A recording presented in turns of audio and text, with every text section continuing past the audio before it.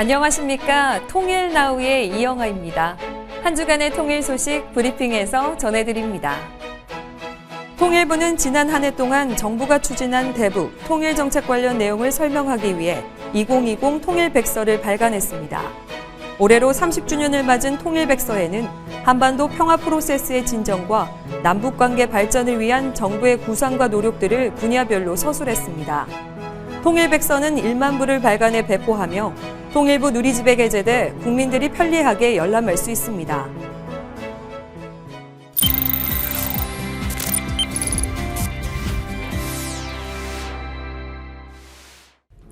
오늘 통일와수다에서는 북한의 화장품과 메이크업에 대한 얘기를 나눈다는데요. 특히 김재우 씨가 북한 여성 메이크업에 도전해 모두를 놀라게 했다고 합니다. 과연 그 모습이 어떨지 지금 바로 확인해 보시죠. 통일과 관련된 모든 주제를 더 쉽고 더 재미있게 털어보는 통일 와수다. 깨끗하게, 맑게, 자신있게 오늘의 수다 주제 지금 공개합니다.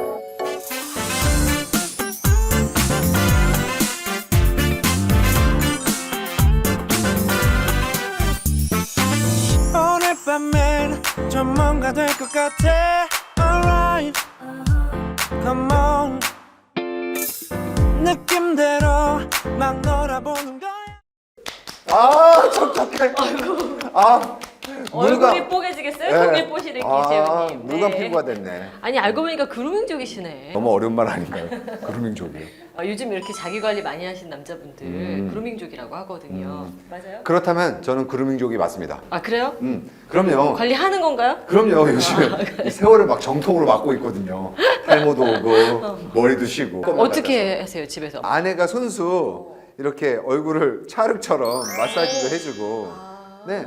자 요즘 이렇게 남녀노소 할 것 없이 다 뷰티에 관심이 많아요. 맞아요. 집에서 진짜 관리하시는 분들이 뭐 김재우 씨만 그런 게 아니라 진짜 많거든요. K-뷰티는 정말 전 세계적으로 인기죠. 자 그렇다면은 NK 뷰티는 어떨까? 오늘은 바로 노스 코리아의 뷰티에 대해서 수다를 떨어보도록 하겠습니다. 자 일단 본격적인 수다 전에 우리 통뽀 제우를 위한 퀴즈를 준비했어요. 아, 저 그루밍족이에요. 퀴즈 자신 있어요? 아, 골든벨루나예요? 제가? 아, 그러네요. 아, 만만치 않은데 어떻게든 한번 풀어보겠습니다. 네.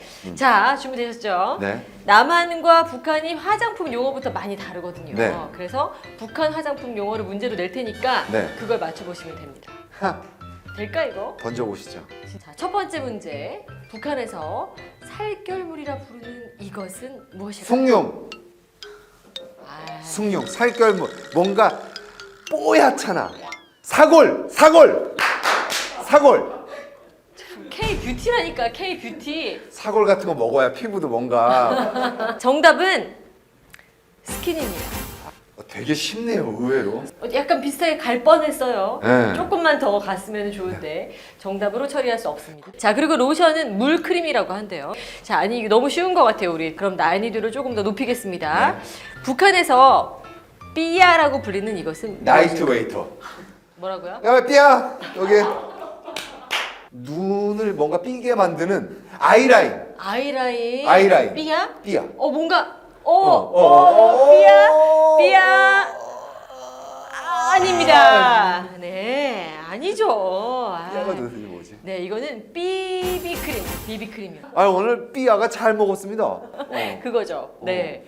재밌지 않아요? 너 오늘 삐아 오바다. 약간 그런 느낌이네요. 그렇죠. 퀴즈 마치다 보니까 북한의 이 살결물, 삐아 이런 화장품들은 어떻게 생겼는지 이제 슬슬 궁금해지기 시작했어요. 자, 그러면은 북한에서 제일 잘 나간다는 북한 최강 뷰티템, 북한 화장품 4대 천왕이 있다고 합니다. 함께 보실까요?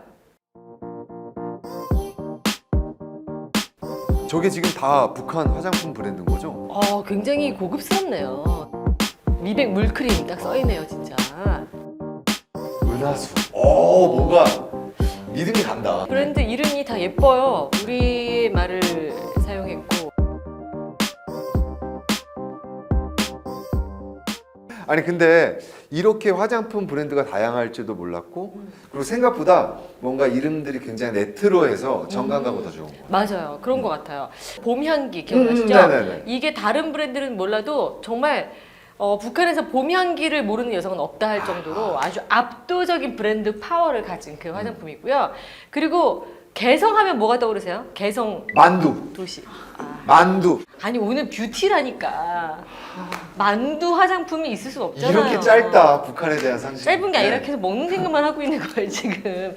개성하면 또 생각나는 거 없어요. 개성. 고려인삼. 맞아요. 고려 인삼. 근데 고려인삼도 먹는 거 아닌가요? 그러네. 저도 그 생각만 하고 있나요? 네, 특산물이죠. 개성 고려인삼을 주 원료로 한 화장품이어서 더 큰 인기를 얻고 있다고 해요. 이 봄향기가 전통 브랜드라고 한다면 아까 얘기해주신 미래는 정말 그야말로 뉴페이스입니다. 오. 네, 레일의 아름다움을 약속해주는 미래 화장품. 이게 바로 카피입니다. 레일의 아름다움. 레일의 아름다움을 약속하는 미래의 화장품. 바로 그거죠. 고급 이미지를 강조하고 원색의 어떤 그 색조 화장품을 갖고 있으니까 젊은 여성들 사이에서 인기가 많아요. 근데 화장품도 화장품이지만 메이크업을 어떻게 하냐에 따라서 또 이 느낌이 많이 달라지죠. 그러니까 그거 보면 나라마다 전부 트렌드가 다르잖아요. 제가 그래서 제대로 오늘 마음 먹고 준비를 했습니다. 남한 남자 김재우의 북한 여자 메이크 오버. 이거.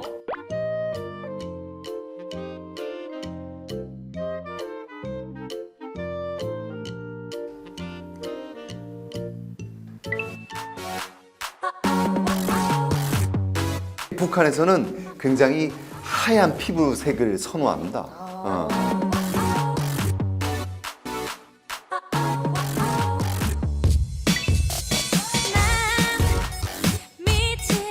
핫한 눈썹 모양은 바로 갈매기 눈썹. 이렇게 벌써 갈매기가 날아가지 않습니까?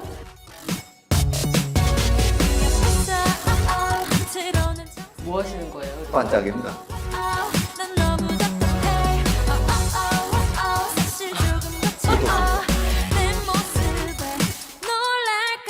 숨 참고 있습니다.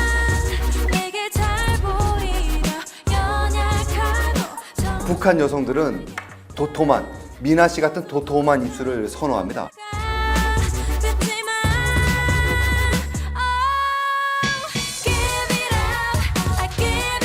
근데 생각보다 예쁘게 잘 됐네.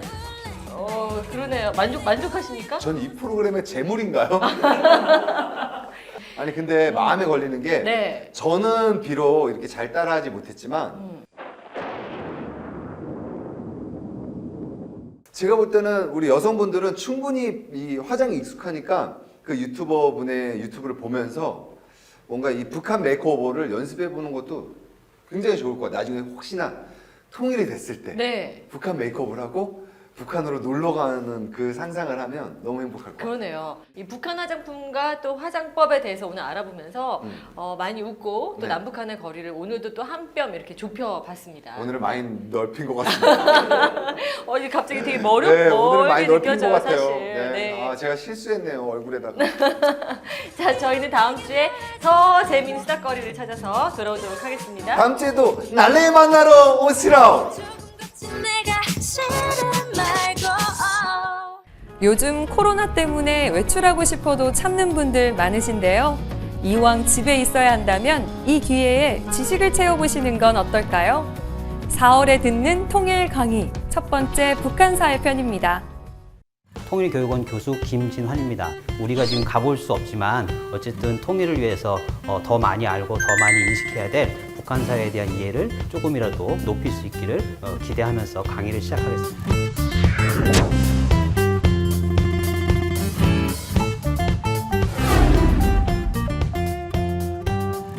오늘 강의의 북한 사회의 어떤 과거와 현재를 보여주는 핵심 명제는 이것입니다. 제가 찬찬히 읽겠습니다. 북한 사회는 체제 위기를 겪으면서 아주 두드러지게 눈에 띄게 변화했다. 북한 사회가 90년대에 굉장히 심각한 경제난을 비롯해서 외교적 고립까지 체제 위기라는 걸 겪게 되면서 이젠 누가 봐도 조금만 관심 있게 봐도 그 과거로부터 북한이 상당히 많이 변했다는 게 요새 두드러지고 있다는 말씀이고요. 이게 이제 기본적으로 과거, 바로 경제난과 체제 위기를 겪기 전에 북한 사회 경제 구조였다면 여러분이 아시는 이제 북한 경제난의 다양한 모습들이죠. 이 꽃제비라고 하죠. 식량이 없어서 이렇게 부모가 죽게 되고 그래서 이제 철도변에 나와가지고 이제 철도에서 버려지는 것들을 주워 먹고 하는 아주 불쌍한 모습들이 90년대 중반에 우리가 목격했던 북한의 모습이었고 또 쌀이 부족하니까 온 주민들이 이렇게 쌀을 먹을 걸 구해서 전국을 떠돌 수밖에 없는 상황이었고 이걸 이제 고난의 행군이라고 북한 당국은 표현합니다. 자, 이런 경제난은 왜 오게 됐느냐? 냉전이 끝나가면서 사회주의 시장이 없어진 거예요. 북한 물건을 사주고 북한한테 판매를 주던 소련이나 동유럽 같은 나라가 자본주의로 전환을 하면서 그 위기를 헤쳐나갈 수 있는 무역이 이제 반토막이 막 나버리는 상황이 났던 거고요. 그 다음에 90년대 중반에 막 태풍도 오고 가뭄도 오고 홍수도 오고 막 이런 식으로 자연재해를 한파 추위도 굉장히 심하게 밀어닥치고 해서 6, 7시즌 동안 자연재해를 겪다 보니까 예를 들면 여러분 북한이 석탄이 많이 생산이 돼야 북한의 산업을 전체로 돌릴 수 있는 시스템이었는데 이 석탄이 비가 많이 오면서 이제 침수가 되는 거죠. 침수가 되다 보면 석탄 생산을 제대로 못하게 되면서 이렇게 악순환이 그거에 따라서 이루어지게 되고요. 전력 생산도 못하고 화력 발전을 이런 것들을 통해서 경제난이 왔고요. 그래서 식량 배급이 이제 원래 배급제 국가였는데 제대로 배급이 안 되고 국영상점에 가도 물건이 이제 공급이 안 돼도 진열이 안 돼 있으니까 뭐 학용품 하나 살 때도 없고 옷 하나 살 때도 없고 그러다 보니까 사람들이 어디로 몰려나가게 됐느냐? 북한에도 시장은 있었어요. 아주 초보적인 시장. 그걸 농민시장이라고 하는데 농민만 장사를 할 수 있고 장날에 1일이나 11일이나 21일처럼 농촌이 쉴 때만 장이 서게 하는 비상설 농민시장이 있었는데 여기에서는 식량을 비롯한 양곡 거래가 금지돼 있고 공산품도 거래하면 안 되고 오직 채소류라든지 부식물만 도시 사람들이 가서 살 수 있는 그런 시장이었거든요. 근데 그 시장에 어느 날 가봤더니 여러 가지 물건이 이제 국영상점에 나오지 않는 상태에서 시장에 가봤더니 거기에는 식량도 나와 있고 배급이 안 되던 식량도 있고 공산품도 있고 여러 가지 이제 생필품이 놓여져 있으니까 사람들이 거기에 몰려가서 물건을 사게 되죠. 그걸 바로 불법 암시장이라고 하는 겁니다. 그래서 북한 당국의 이제 선택은 뭐였냐면 두 가지 갈래길밖에 없는 겁니다. 이런 식으로 암시장에 나가서 옷이나 식량을 구하고 있는 사람들을 계속 억압하고 탄압할지 아니면 아예 당국의 어떤 경제적인 정책 실패를 인정하면서 이 시장을 체제 안으로 자기 체제 안으로 이제 공존할 수 있게 끌어들일지를 선택을 하려고 몇 년 동안 이런 정책도 펴보다 저런 정책도 펴보다가 결국에 2003년도에 북한 당국이 종합시장을 설치하면서 이 시장이라는 걸 체제 안으로 수용하게 되는 거죠. 종합시장이라는 건 뭐냐면 예를 들면 여기에 예전에는 이 뚜껑이 씌워지기 전에 평양의 통일거리 시장인데 이런 것들이 이제 옛날 같으면 농민시장이면요. 농민만 이 안에서 이 건물도 없이 그냥 장날에 우리 여러분 보통 5일장 뭐 7일장 이런 거 아시지 않습니까? 장날에 물건 파는 수준이었다면 국가당국이 여기다가 이제 24시간 상설 1년 360을 장사할 수 있는 이 건물을 세워주고 그 다음에 이걸 하나의 국가 기업으로 만들어 버리는 거예요. 그래서 기업으로 만들어서 이 안에가 이제 통일거리 시장 내부 모습인데 여기서 장사하고 있는 사람들한테 전부 자릿세를 받는 거죠, 국가가. 그러니까 국가 입장에서는 시장을 허용해 줌으로써 자릿세 수입이 생기는 거죠. 그 다음에 이분들이 물건을 많이 팔면 소득세도 받는 거죠, 세금도. 그런 것들이 이제 전국의 곳곳에 설치를 하기 시작하는 겁니다. 현재 북한 사회의 시장화 수준을 위성사진을 통해서 아까 이렇게 뚜껑이 씌워져 있는 건물이 몇 개나 있나 이렇게 쭉 따져보니까 2018년도 2월달 수치만 해도 그런 건물이 있는 대규모 시장이 한 482개가 전국에 펼쳐져 있다고 확인이 되고요. 통일연구원에서도 구글어스를 가지고서 조사해봤는데 2016년도에 한 404개 정도가 있다. 지금은 더 많이 늘어났겠죠. 왜냐하면 김정은 정권 들어와서도 시장을 이렇게 억압하기보다는 활용하는 조치를 취하고 있으니까요. 그래서 통일연구원이 2016년도에 상인이 최소 110만 명이 있다고 이렇게 추측을 했어요. 그걸 제가 이제 북한의 인구 통계를 좀 규정해서 계산해 보니까 평균 가구원 숫자가 2008년 센서스 결과 4명이거든요. 그러면은 상인 한 명당 가구에 한 명만 상인이라고 치면 한 440만 명 정도의 북한 인구가 시장에 의존해서 살아가는 거죠. 북한 전체 인구가 2,500만 명 정도 되니까 18% 정도 되는 북한 주민이 상업행위에 의해서 생계를 유지합니다. 북한 사회에서 시장의 확산이나 확대라는 건 이제 거스를 수 없는 어떤 흐름이 되고 있고 북한 당국도 그거를 이제 인정해가는 구조로 이제 갈 수밖에 없는 것이 바로 이 무대가 주는 제약이라고 보시면 돼요. 북한 사회 이렇게 시장이 수십 개가 평양만 해도 많이 놓여져 있고요. 아까 말했던 통일거리 시장이 북한에서 2003년에 처음 만들어진 시장이고 중구 시장도 있고 뭐 이렇게 곳곳에 필요한 시장들이 있습니다. 그리고 이쪽 신의주나 평성 같은 곳에는 외부에서 들어오는 물건들이 모이는 그런 이제 중요한 도매 시장 같은 것들이 형성이 되어 있고요. 신의주나 청진 같은데 북한 주민들은 과거에는 국가가 직장을 다니는 사람들한테 배급 카드를 주는 거죠. 월급의 일정 부분을 떼가지고 그걸 가지고 이제 양정사업소에 가면은 쌀을 이제 배급해주는 그런 방식이었습니다. 근데 아까 말씀드렸듯이 경제난, 식량난이 뭡니까? 협동농장의 농민들이 국가에 팔아야 될 쌀들을 국가에 팔지 않고 암시장에 몰래 갖고 와서 훨씬 비싼 가격으로 거래를 하다 보니까 배급을 기다리고 있던 북한의 도시 노동자들이 굶어 죽는 거. 그것이 이제 북한의 경제난이었어요. 그러니까 이런 것들을 이제 해소하기 위해서 결국 개인적으로 대책을 찾은 것이 비싼 쌀이더라도 시장에 나가서 어쨌든 내가 구매를 해야 된다. 이렇게 해서 이제 2000년대부터 쭉 살아왔던 거거든요. 북한 주민들이. 요 파란색 선은 북한 주민이 삼시세끼를 굶지 않고 먹으려면 500만 톤 이상은 좀 생산해야 된다는 그런 걸 보여주는 거고요. 요 보라색이 뭐냐면 실제 북한이 생산하고 있는 생산량이고 빨간색은 뭐냐면 외국에서 수입하는 수입량이에요. 그래서 생산량과 수입량을 합쳐도 북한 주민이 꼭 필요한 필요량에부터 비죠, 이 부분이. 그러니까 우리가 항상 북한 뉴스 보면은 식량이 모자라서 굉장히 심각한 상태에 놓여져 있다. 이렇게 이제 그런 뉴스를 많이 듣잖아요. 근데 조금 이제 흥미로운 결과는 아까 말한 서울대학교 통일평화연구진이 2012년부터 7년 동안 쭉 탈북민한테 바로 직전 연도에 나온 분한테 북한에 사실 때 하루에 삼시세끼를 챙겨 드셨습니까? 이렇게 물어보는 거예요. 그렇게 물어봤는데 여기 보시면 87%, 86%, 89%가 하루 3끼를 먹었다고 대답을 하죠. 응답자에. 앞에서 보시다시피 공식적인 국가 통계와 외국의 연구진 통계에 따르면 항상 이게 비계되어 있는데 주민들의 많은 숫자가 3끼를 해결할 수 있는 거는 이 수수께끼를 풀 수 있는 거는 시장이죠. 정리하면 결론적으로 현재 북한 사회는 체제 개혁을 하겠다는 뜻은 분명한 거죠. 자기 스스로 권력을 북한 당국이 버리겠다는 건 아니죠. 그렇지만 이게 초입에는 들어섰는데 어디로 갈지는 이 협상에 달려 있다는 거죠.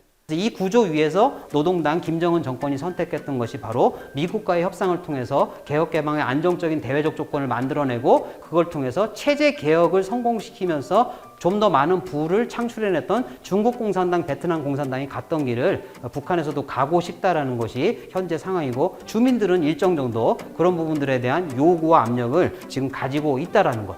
이 정도가 우리가 많은 방법론들을 동원해서 이해해본 북한 사회에 대한 어떤 양상이었습니다. 이 정도로 제가 준비한 강의를 마무리하겠습니다. 긴 시간 동안 들어주셔서 감사합니다. 헤어진 동생과 만나는 그날만을 손꼽아 기다리는 할머니의 이야기를 담았습니다.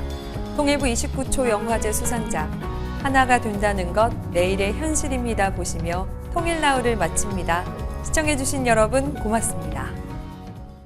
1953년 7월 27일 우리나라는 정전협정을 맺었습니다. 그리고 우리 할머니는 동생과 헤어졌습니다. 할머니는 동생과 만나는 그날을 기다려왔습니다. 이제 우리 할머니에게는 더 이상 시간이 없습니다. 통일은 더 이상 소원이 아닙니다. 통일은 내일의 현실입니다.